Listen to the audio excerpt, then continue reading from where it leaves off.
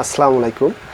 আজকের ভিডিওতে আমি দেখানোর চেষ্টা করছি, আগে একটি ভিডিও করেছিলাম, দেখিয়েছিলাম আপনাদেরকে পার্ট 1, যেটিতে সমস্যা ছিল এই টিভিটির চার সাইড উপর নিচে কালো ছিল এবং টিভিটির সাউন্ড ছিল না, সেন্সরে কাজ হচ্ছিল না। তো আমরা খুঁজে বের করেছি যে এই আইসি থেকেই সমস্যাটি হচ্ছে এবং এই আইসিটি বাজারে কিনতে পাওয়া যাচ্ছে না। এই কিনতে না পাওয়া গেলে এই সার্কিটটিকে আমরা ফেলে দেব। এটি একটি অরিজিনাল এলজির সার্কিট, অরিজিনাল এলজি ব্র্যান্ডের সার্কিট। তো না, এই সার্কিটটি আমরা ফেলে দেব না। আমরা এই যে একটি আইসি নিয়েছি, এটি ওয়ালটনে ব্যবহার করা হয়। এই আইসিটি আমরা লাগিয়ে কিভাবে এই কাজটি সম্পূর্ণ করতে হয় সেটি আজকে দেখানোর চেষ্টা করছি। আশা করছি মনোযোগ সহকারে আমার আজকের এই ভিডিওটি আপনারা দেখবেন।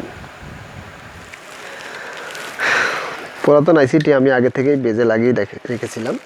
আইসিটি আমি খুলে নিচ্ছি এবং এখানে একটি মেমোরি আইসি আছে। মেমোরি আইসিটি আমি খুলে নিলাম এবং আমি একটি অরিজিনাল ওয়ালটন সার্কিটে এই আইসিটি ছিল, সেই আইসিটি আমি এখানে লাগিয়ে নিচ্ছি।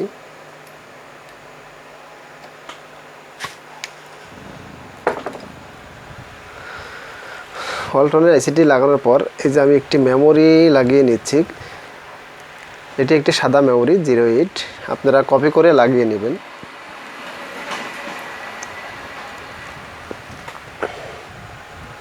সিস্টেম জঙ্গল আইসি এবং মেমোরি আইসি লাগানোর কাজ শেষ। এখন আমি একটি অ্যানালগ মিটার ব্যবহার করব।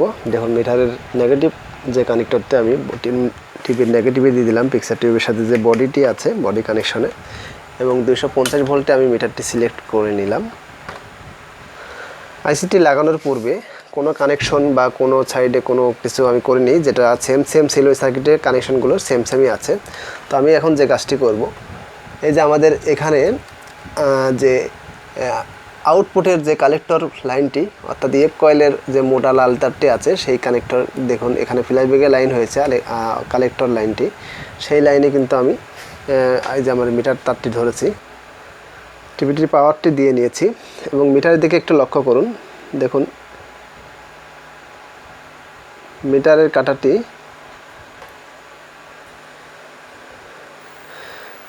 উঠে কিছুটা উঠে আবার নেমে যাচ্ছে।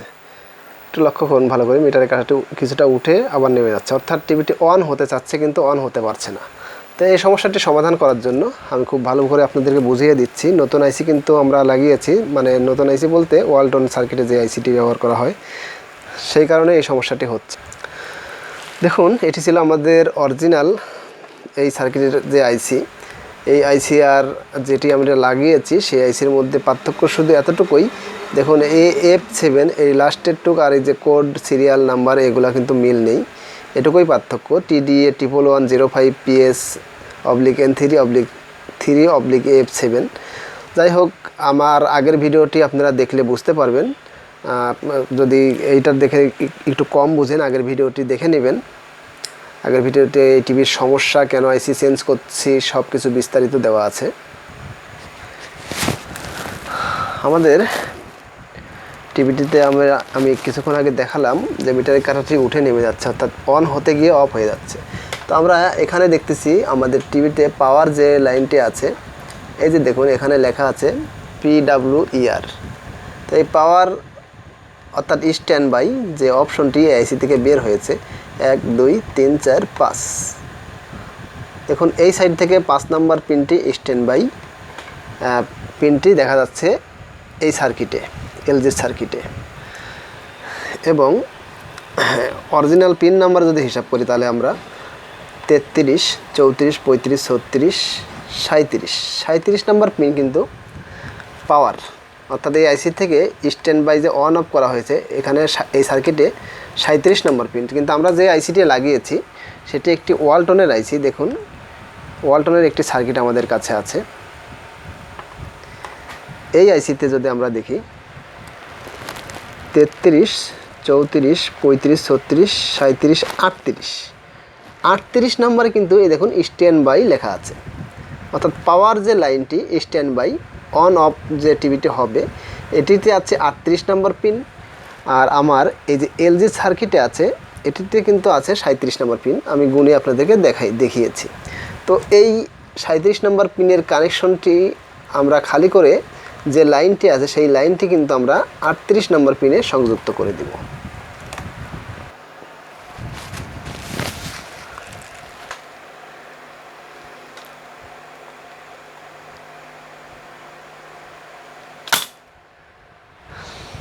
খালি করে নিয়েছি,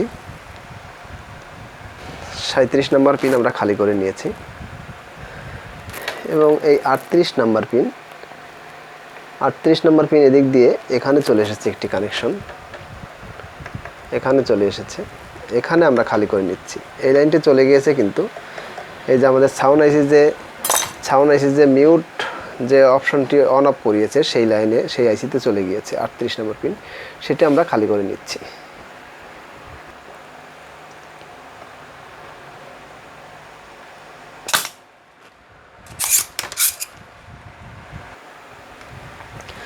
তো এখানে আমি যে কাজটি করছি, এই যে 38 নম্বর পিন আইসির সাথে 38 নম্বরে আমি একটি তার লাগিয়ে দিচ্ছি এবং এই যে 37 নম্বর যে আমি খালি করেছি পিনটি, আইসির পিনটি কিন্তু খালি আছে। আমি এই যে বোর্ডের যে লাইনটি খালি অবস্থায় আছে সেই বোর্ডের লাইনে কিন্তু আমি একটি তার দিয়ে দিলাম, অর্থাৎ 37 নম্বর পিনটি খালি করে আমি 38 নম্বর পিনে কানেকশন দিয়ে দিলাম। আমাদের পাওয়ারের যে কানেকশনটি এই 37 নম্বর থেকে খুলে 38 নম্বরের সাথে করে দিলাম। এবারে আমরা টিভিতে লাইন দিয়ে দিচ্ছি। এবারে দেখব আমরা, দেখুন আমাদের মিটারের কাঁটাটা কিন্তু একদম উঠে 125 পার হয়ে গিয়েছে, অর্থাৎ আমাদের টিভিটি কিন্তু এখন অন হচ্ছে, আমার মনে হচ্ছে অন হয়ে গেছে। এবং আমাদের বি প্লাসে কিন্তু দেখুন 112 15 এরকম আছে, আর আমাদের আউটপুটের কালেক্টরে দেখুন 127 28 এরকম আছে। তো আমরা দেখতে পাচ্ছি টিভিটি অলরেডি অন হয়ে গিয়েছে এবং টিভিটির স্ক্রিনে যদি আমি দেখানোর চেষ্টা করি, দেখুন আমাদের টিভিটির স্ক্রিনে দেখুন অটোমেটিকলি ফাংশন চেঞ্জ হচ্ছে, অটো হচ্ছে, আবার চেঞ্জ হচ্ছে, এবি হচ্ছে, এ ধরনের হচ্ছে। আপনারা দেখতে পাচ্ছেন কি না, দেখুন অটোমেটিকলি অটো সার্চ হচ্ছে টিভিটিতে।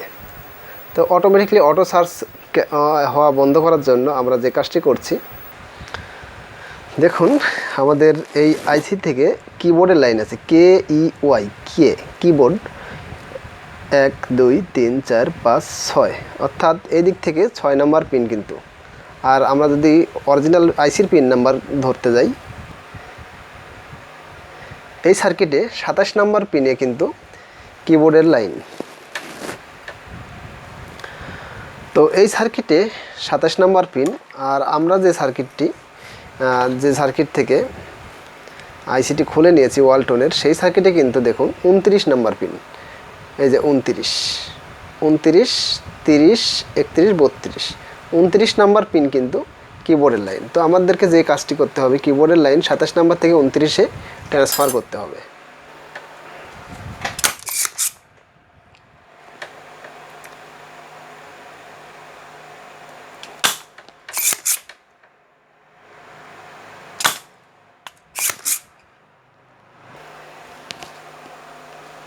সাতাশ 28 29, এই 29 নম্বর পিনে কিন্তু আমি কানেকশন করে দিলাম আইসির 29 নম্বর পিনে, এবং এই যে 27 নম্বর পিনটা আমি খালি করে দিয়েছি। দেখুন এখান থেকে এখানে একটি কানেকশন আছে, সেই কানেকশনে আমি লাগিয়ে দিলাম।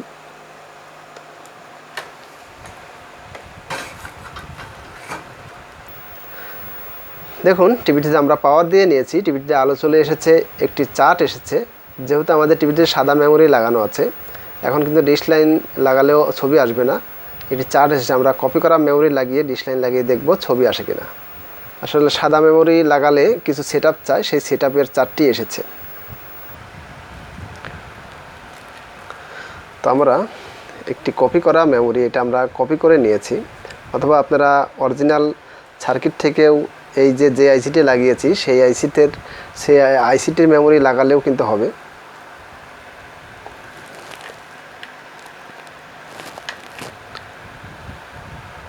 মেমোরি আইসিটি লাগিয়ে নিলাম। এবং আমি এই যে আইসিটিও, যে আইসিটি অরিজিনাল লাগিয়েছিলাম সেই আইসিটি কিন্তু আমি একটি নতুন আইসি লাগিয়ে নিয়েছি।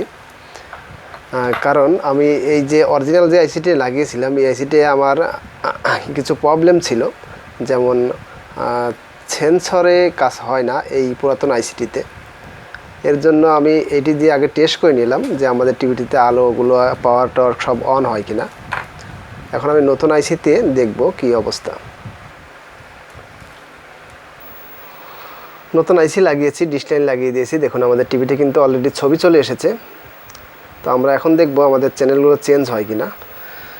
দেখুন একটি এলজি সার্কিট, আমি চ্যানেল চেঞ্জ করার চেষ্টা করছি, কিন্তু চ্যানেল কিছুতেই চেঞ্জ হচ্ছে না, ভলিউম কাজ করছে না, অর্থাৎ রিমোট কোনো কাজ হচ্ছে না।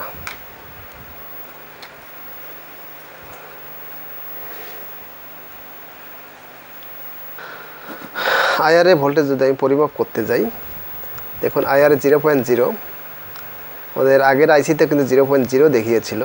তো আমরা যেহেতু আইসি চেঞ্জ করেছি এখানে আমাদের ভোল্টেজটি ওকে হয়ে যাওয়ার কথা, কিন্তু ওকে হচ্ছে না।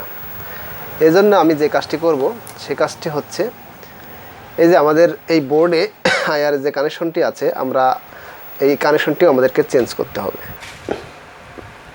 দেখুন আমরা এখানে দেখতে পাচ্ছি 39 নাম্বার পিন কিন্তু আইআর, এই যে 33, 34, 35, 36, 37, 38, 39, 39 নাম্বার পিন আইআর।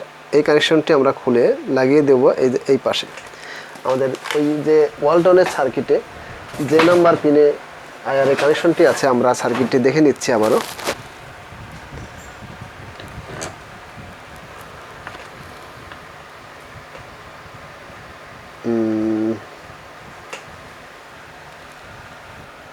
তো যাই হোক, ওয়ালটনের যে সার্কিটটা আমি দেখাচ্ছি সেটিতেও 39 নাম্বার পিনেই কিন্তু এই আইআর এর কানেকশনটি দেওয়া আছে, কিন্তু এটি আসলে ওয়ালটনের সেম আইসির নাম্বার না, এটির নাম্বার হচ্ছে 12156PS। দেখুন এটির নাম্বার হচ্ছে TDA 12156PS, যার কারণে আইআরের সাথে মিল হলো না। তো আমরা 11105-এর সার্কিট কোনো সার্কিটে দেখলে আমরা হয়তো বা দেখতে পারবো যে এই পিন নাম্বারটি, দেখুন এখানে এই সার্কিটে NC লেখা আছে। কত নম্বর পিন আমি বলে দিচ্ছি, 26 নম্বর পিন। এই যে আমাদের কিবোর্ডের যে আগে লাইনটি খুলেছিলাম 27 নম্বর পিনে, 27 নম্বর পিনে খুলে 29 নম্বর করেছিলাম, সেই 27 নম্বর পিনের সাথেই দেখুন একটি খালি পিন আছে, বোর্ডের সাথে কোনো সংযুক্ত নাই, NC লেখা আছে। এই 26 নম্বর পিনে কিন্তু আমাদের এই যে 39 নম্বর পিনে যে আইআর কানেকশনটি আছে সেই কানেকশনের লাইনটি কিন্তু চলে যাবে 26 নম্বর পিনে। আপনারা গুগলে 11105-এর ডায়াগ্রাম দেখতে পারেন, গুগল থেকে দেখলেও কিন্তু এই 11105-এর ডায়াগ্রামটি আপনারা পেয়ে যাবেন। টিভিটি আমরা বন্ধ করে নিয়েছি এবং এই পিনটি আমরা খালি করে নিচ্ছি, খালি হয়ে গিয়েছে।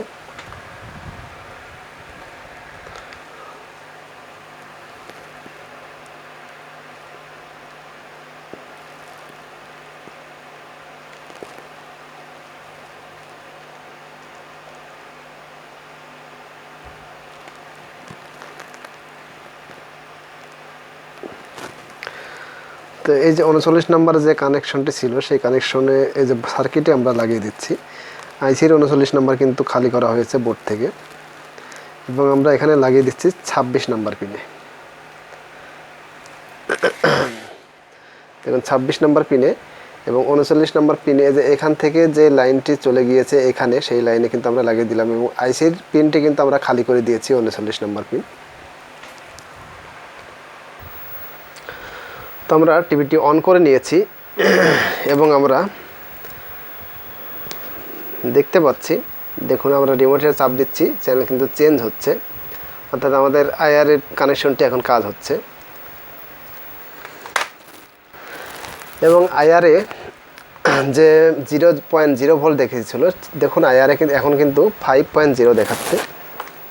আইআরএ ভোল্টেজটি আমরা পেয়ে গিয়েছি, আইআরএ 0 ভোল্ট ছিল, সেই ভোল্টেজটি আমরা পেয়ে গিয়েছি। এবং দেখুন রিমোটে যখন আমি কাজ করছি 4.2, 3.2 এরকম চেঞ্জ হচ্ছে, কিন্তু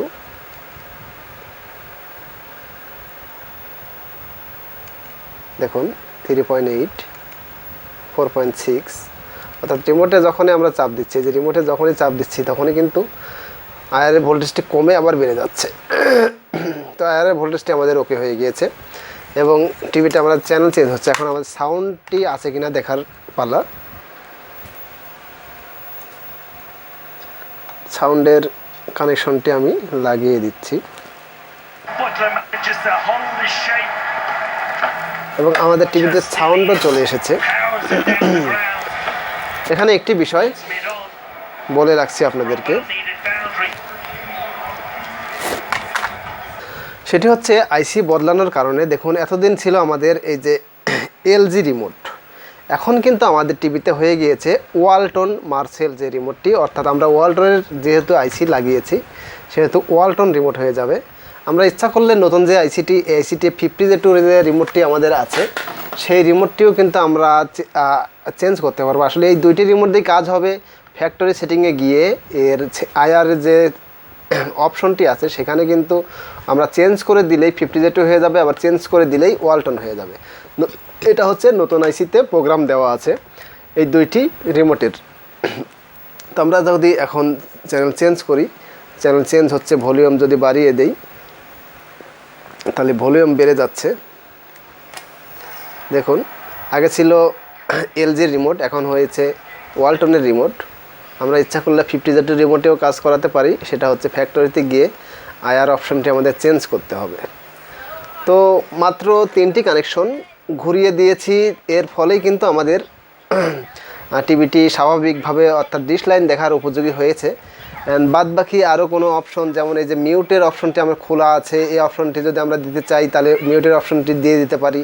আবার এভি লাইনে যদি কোনো অপশন যদি উল্টাপাল্টা থাকে, যার প্রয়োজন সাপেক্ষে যে অপশনটি আমার যদি প্রয়োজন হয় সেটি আমরা কিন্তু অন্য এই 11105-এর যে ওয়ালটনের ডায়াগ্রাম দেখে কিন্তু আমরা চেঞ্জ করে দিতে পারি। তো এখন টিভি দেখার উপযোগী হয়ে গিয়েছে। অলরেডি 3টি কানেকশন, একটি পাওয়ার, একটি কিবোর্ড আর একটি হচ্ছে আমাদের সেন্সরের যে লাইনটি, এই 3টি লাইন আমি ঘুরিয়ে দিয়েছি। অলরেডি আমাদের টিভিটি চলার উপযোগী হয়েছে। তো এই ছিল আজকের কাজ। আমরা যদি কোনো টিভিতে আইসি না পাই বা অন্য আইসি লাগানোর পরে যদি না হয়, কিভাবে আমরা কাজগুলো করতে পারি সেটি দেখানোর চেষ্টা করেছি। আশা করছি আপনারা বুঝতে পেরেছেন।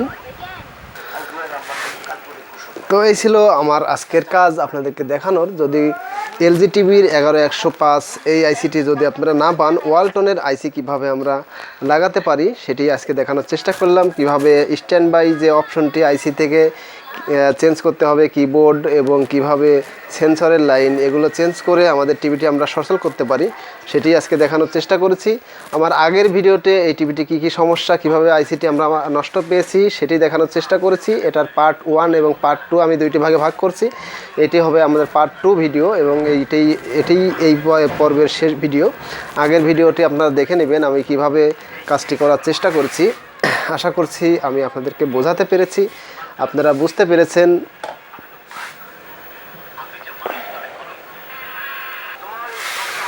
প্রতিনিয়ত চেষ্টা করে যাচ্ছি আপনাদেরকে এই ধরনের নতুন নতুন কাজ দেখানোর, নতুন নতুন কাজ বোঝানোর।